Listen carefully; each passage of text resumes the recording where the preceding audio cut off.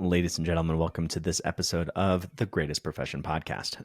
It's me again, Matt Asciutto, Dr. Matt Asciutto.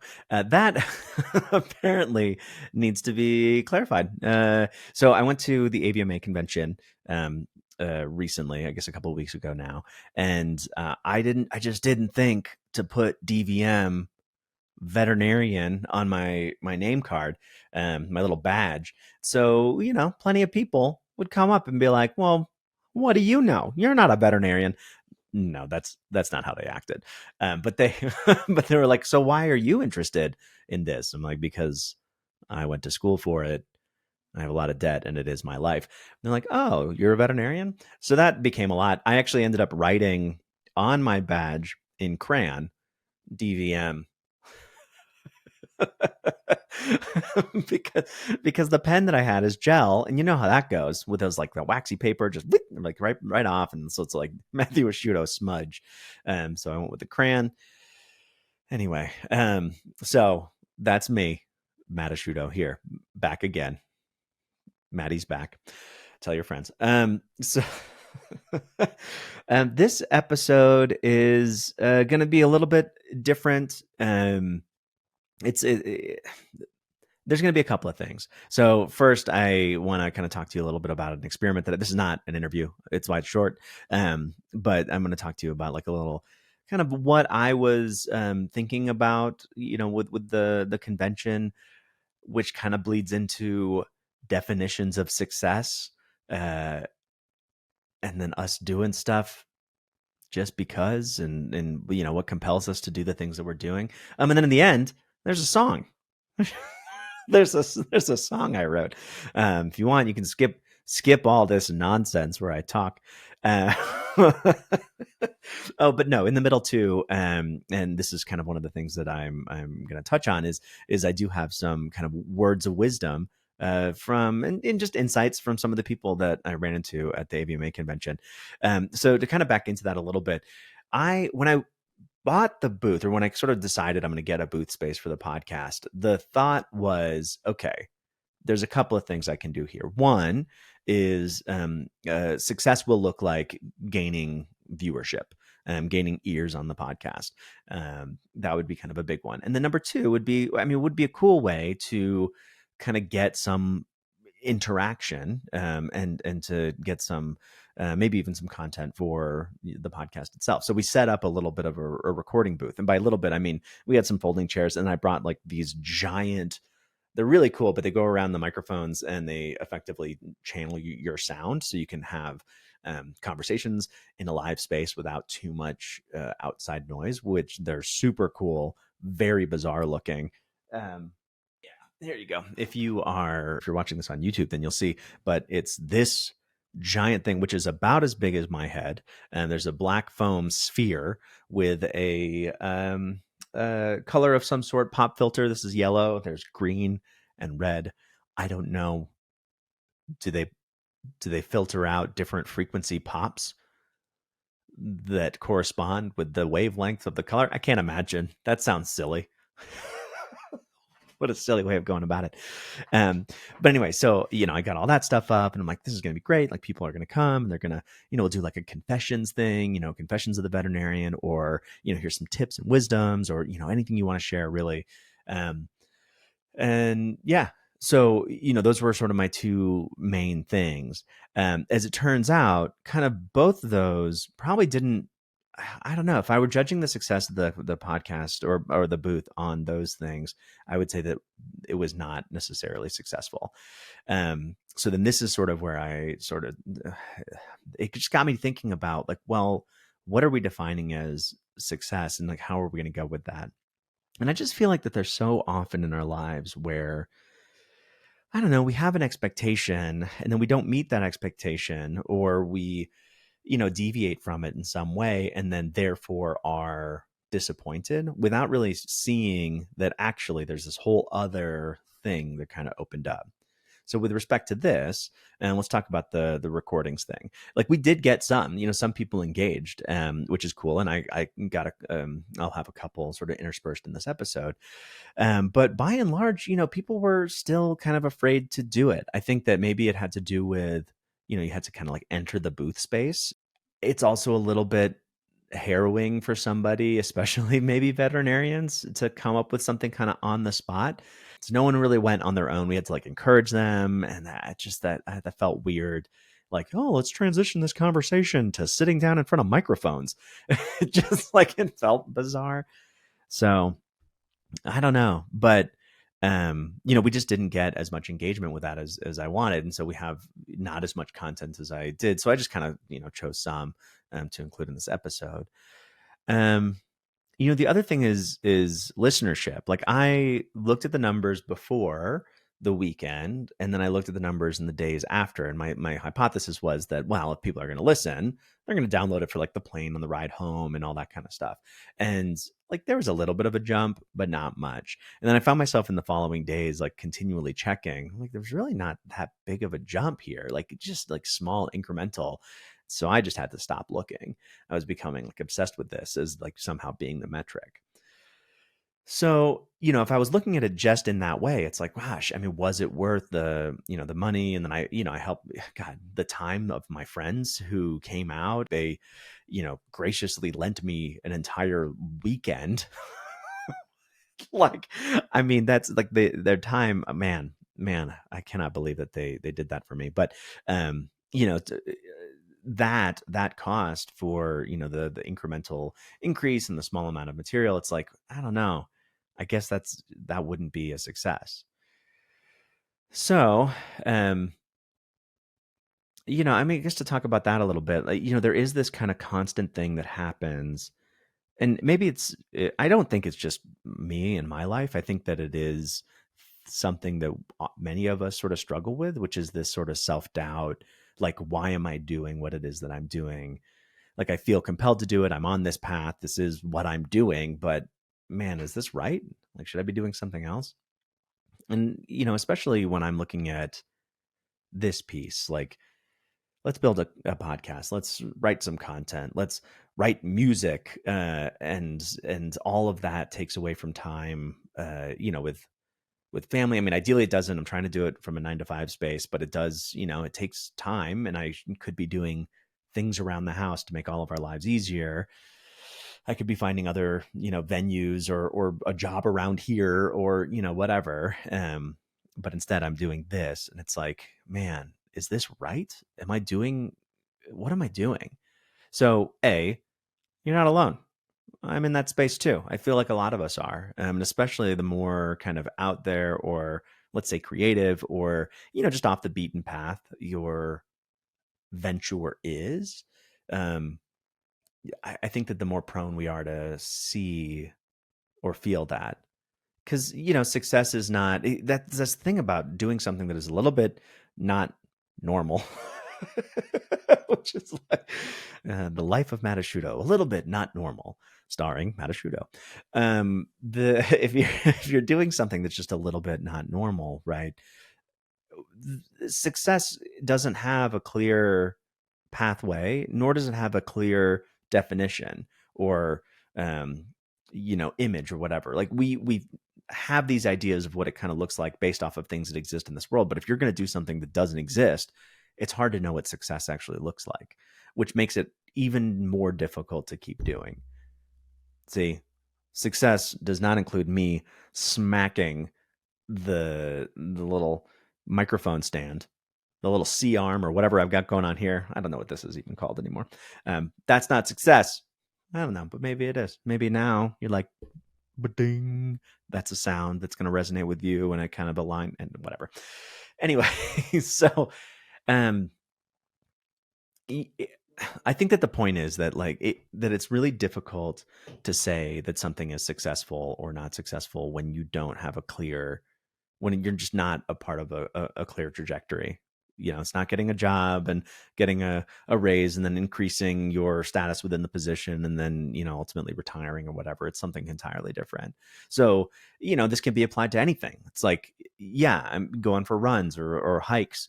I mean, baking or cooking or whatever. It's like, yeah, success sometimes you sit down in the kitchen and you try to create a dish based off of a recipe, and then what you end up with is something entirely different.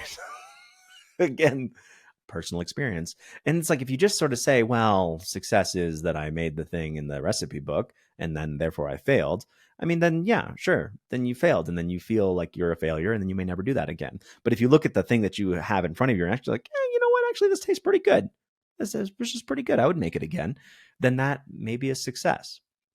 So that brings me to the next piece, which is that, what was surprising about what happened at the AVMA convention was the amount of in-depth engagement that we got, and the people who had already listened, by the time, like, they came back the next day to tell us that they listened and how great it was and all of that. So the depth of engagement was absolutely there, which is phenomenal. And then another piece is meeting a lot of people, which I guess, as somebody who has roamed the exhibit hall floors, sort of, telling people, hey, you should hire me as a ER relief veterinarian. I probably should have realized that networking is a big piece of this. Um, but it just didn't, it didn't land in my brain as like a possible outcome and measure of success. But I will say, met a ton of people, some of whom, wanted to be guests, some of whom would make fantastic guests, and I had to sort of convince them, or were amenable to the idea. Some of whom just want to collaborate on stuff, which I'm always all about. And then others, it's just, you can have these great conversations and see where people are in life, and that, I think, helps kind of open the mind to things that are possible. And again, I mean, that is the basis of the podcast, right? So just having those conversations for me in general is restorative. So all of that, I think, to me, looks like success. So, and then I will say that the people, again, those that engage, they engage hard. And it's like, that is something that I continually keep in my mind, which is that, and this is why I stopped looking at the numbers. So I stopped looking at the numbers. I'm done. I can't do it anymore. Because it doesn't matter. Like, at the end of the day, it's like, it's not going to change anything. What it does tell me is that I have to find ways to get it in front of additional ears. And I know that already. Like, and that's what I'm working on. It's just like a marketing thing. It's like, man, I'm too old for Facebook. No, that's not true. I think to be too old for Facebook, I have to be what, 95? No. Like, but I don't know. I somehow missed this, hey, you're a social media person thing. I don't have the gene for it. I'm not good at it. I don't like it. All of that. And I fall into a crevice of social media when I start engaging. Like, I'm just 3 hours go by. I'm like, what did I do? I didn't learn anything. I didn't do anything. I didn't engage with anybody. I just scrolled mindlessly in just like this endless. It's like me after a surgery just pressing the morphine button, but it's like dopamine on loop. So it's like, I'm just not the guy. So I know that I have to fix that part of it. And I know that the people who are engaging with it and that like it, they really do. And those that don't, great, they don't. So then this doesn't have to be for everybody. So I'm not gaining additional information from it. So I stopped. And that, I guess, is another piece of success. Yeah, I feel pretty good about it. That was what, 2 weeks ago now that I stopped. It's fantastic. Oh, so freeing. So freeing. um, but then, yeah, it just sort of gave me this thing of, multiple parts that I did sort of just want to say, is that success does not necessarily look like however you had anticipated the outcome to be, right? Um, Success can look at something else, and I think that that's part of what helps us move forward as human beings, is by being a little bit flexible in terms of the outcome and realizing what good looks like.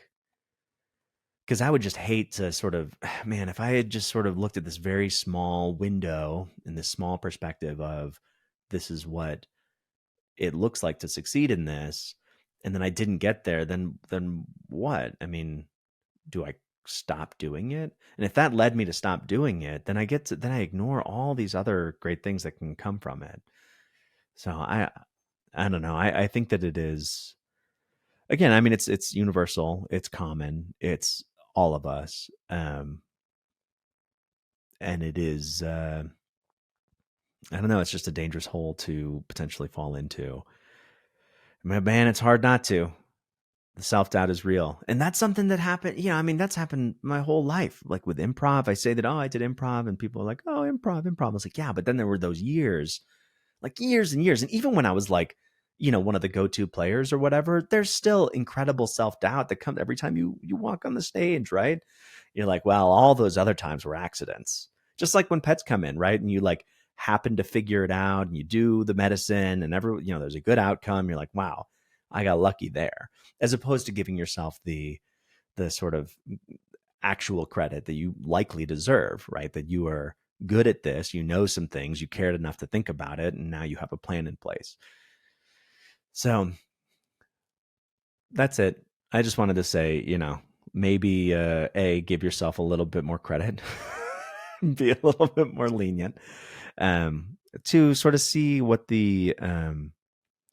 what kind of tributaries flow out of something, and see maybe that is what can drive you, or what nourishes you or gives you success or makes you feel like you've succeeded. I did want to include some of the things that I learned, or that people were gracious enough to record, because they were. And I will say that what's crazy is that some of the things that they're like, oh, I don't have anything to say, and I don't want to sit down. And then they would tell me these fantastic things. I'm like, oh, if only we just sat down. There was one guy who sat me down for like a while in front of the microphones. He was like, I don't want to record any of this. And he told me this long story. It's basically I'll be vague, but it's basically a family story, where every one of them in the generations, or every generation for the past 4, I believe, were veterinarians, including the founding members of one of the large veterinary schools. It's crazy. And like the way that, I don't know, and like the expectations that were placed on him as like a 4th generation, and et cetera, et cetera. And I'm like, come on, just 2 steps to the right. Just let me record it. But yeah, and then just people would share things, and so I just didn't get it all. But this is just a small representation of what people did share, and I just wanted to include it. So here are some of the things that people are gracious enough to leave on tape for us at the AVMA convention. Aren't these crazy? Like you talk into it? Yeah. You guys are gonna have like 5 minutes of me trying to figure out how to talk into this thing. It all started by a random happenstance. When I came to vet school, the one rule I had was that I had to find a way to have fun.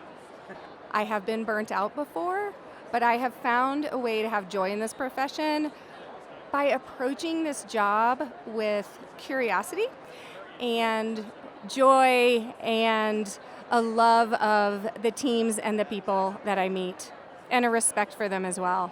Stand up for yourself and listen to your gut, and don't be afraid to try something different. It's okay if you find out that something's not working for you, and you just change directions. There's nothing wrong with that. I talked to so many relief vets that are like, I'm just going to quit practice because I tried doing this was like my last option, I don't know what else to do. I have found that I'm a better doctor, my medicine's so much better since I've been doing this. I'm happier, my home life is better. I actually have hobbies now, so it's exciting. So. Most veterinarians are nerds in some way or form. I love it. I love it. I love what you're doing with this podcast. I was really happy to see the sign. Oh, thank you so much. Yeah. Hey. All right. Validation. I'll take it.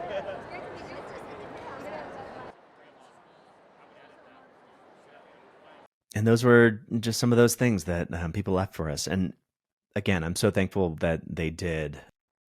I also did want to, okay, so here's this other thing. I wrote a song. So I have a tendency to write songs. That's a thing that I like to do. It gives me life and pleasure.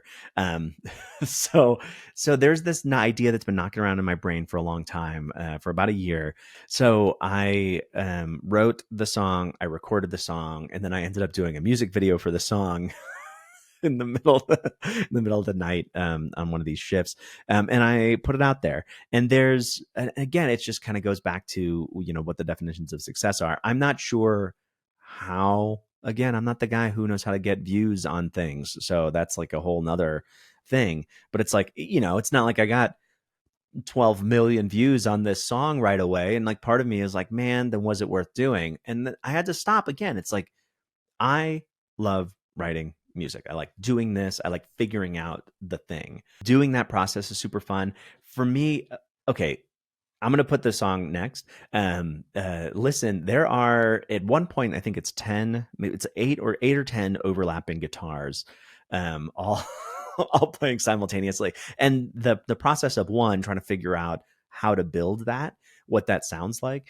and then two, to make it not sound muddy and gross and all just garbled together. That was a pretty difficult task for me. I mean, I'm not somebody who sits here and does this all day every day, so it's just something that I needed to figure out. Which again, there's the joy in that, and building it, and then doing the music video. It's like, okay, well, what shots can I create really quickly because I don't got a lot of time. Medicine was done. I have to write about the medicine, and then here's a small window. So that was kind of fun too. And then again, like I put this all together in Adobe, and I'm like, what?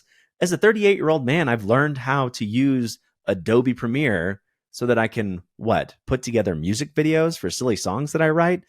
Crazy. So from all of that side, what a huge success.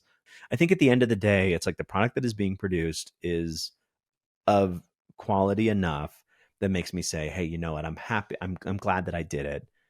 I feel good about what I did. And like that's success.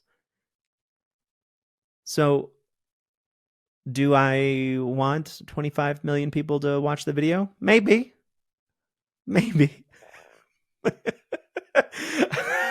Because I heard all the parts in my head, so there's not that much difference if no one listens to it, and for like for it just being down, so I can listen to it. I don't know, but I do want some people to listen to it for sure. But either way, the activity was actually pretty rewarding, so I look at that as being successful too. So I don't know. In summary, I'm super successful. No, I don't know.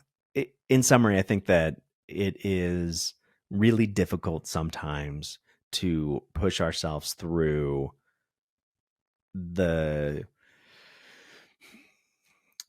through periods of our lives where we are just not clear about whether or not we're doing any good, whether or not we're actually contributing, whether or not we have any skills, whether or not what we're doing is viable or that anyone cares about it or that we matter. I mean, it's like unclear sometimes, right? We're all just a bunch of meat sacks wandering around looking at other meat sacks being like, you got to figure it out because I don't. We're all just figuring it out. And I think that it's difficult to not have it figured out, especially as you get a little bit later on in life. But I do think that some of it is about perspective and framing as well. I'm an older fella. If I wanted to be like a rock star, I probably should have started in my 20s. And not to say that, if that was my dream, like I shouldn't do it, but there's like some reality of it. But also like selling out arenas did not necessarily, that's not the only measure of success with music. Sometimes creating a fun melody, even if it's just by yourself in the backyard, like that can also be success in music. So some of it is about framing too. So for whatever that is for you, I definitely encourage you to sort of take a step back and look at all, just soften your focus a little bit, and see, hey, you know what? There is something here. And whatever brings you some level of joy, whether or not it is externally obviously of value, whatever, that's a good thing to have in your life. So keep doing those things. If it's knitting, or if it's weeding the garden, or if it's just bouncing a racquetball off of a wall, or whatever, just keep doing it if it's what brings you joy. That's it. That's all we have, is this little life and the amount of time that we have. So just do the things that you like. Okay, so that's all of that. Well, I feel better. All right, I'm going to leave you with the song. listen to it as many times as you want. It's also on YouTube. The music video is on YouTube as well. I'm gonna figure out a Spotify channel at some point. That way you can actually listen to it just as a song itself. There's so many guitars. There's so many. But yeah, without further ado, here you are. Hold Please, an ode to the ASPCA. No, I forget what I call it. I'm going with Hold Please. All right. Bye, guys. In response to significantly increased call volume, hold times may be longer. We appreciate your patience as we work to train our growing team.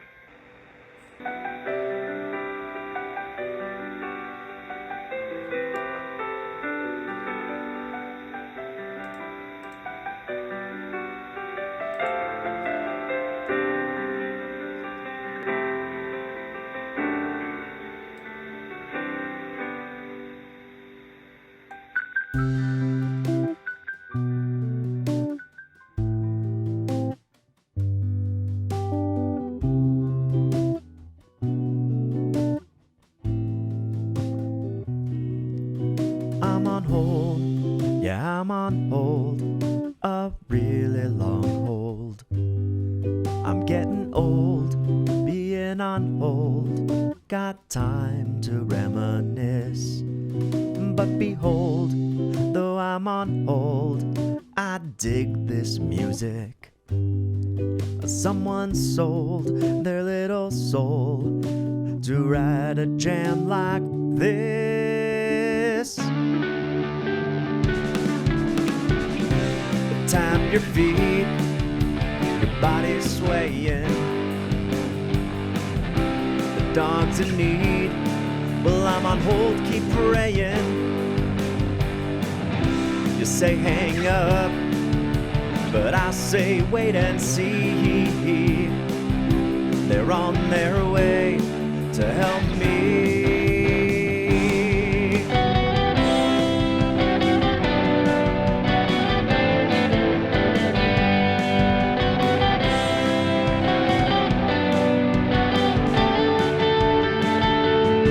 I'm in the zone, leave me alone.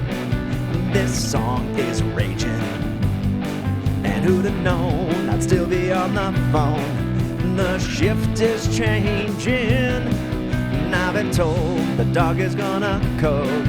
Can't hear you talking, leave a message at the tone. This place is rocking, I'm on my feet, my body's swaying. You say, doctor, please. I say, are you still praying? Don't interrupt, I'm in a trance, can't you see? Go away and leave me be.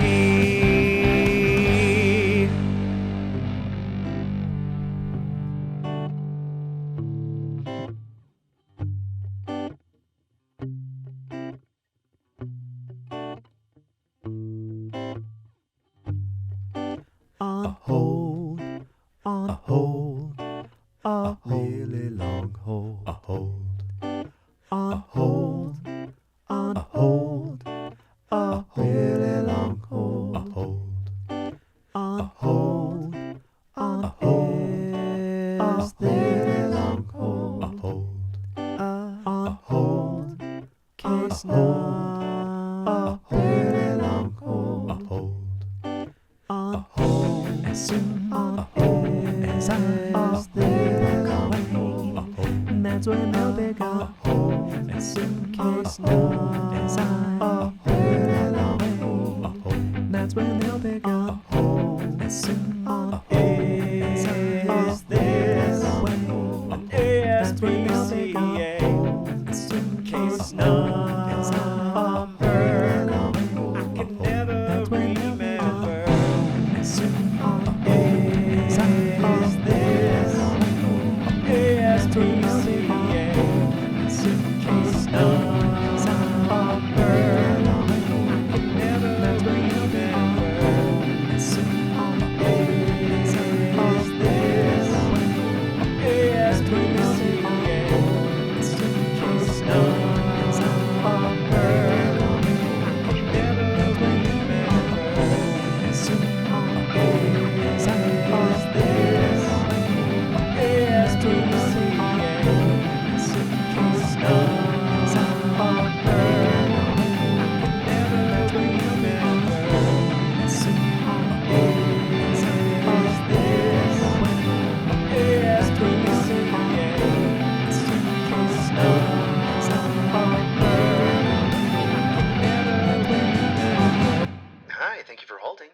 number? Yeah. Actually, can you put me back on hold? Sure. Thanks.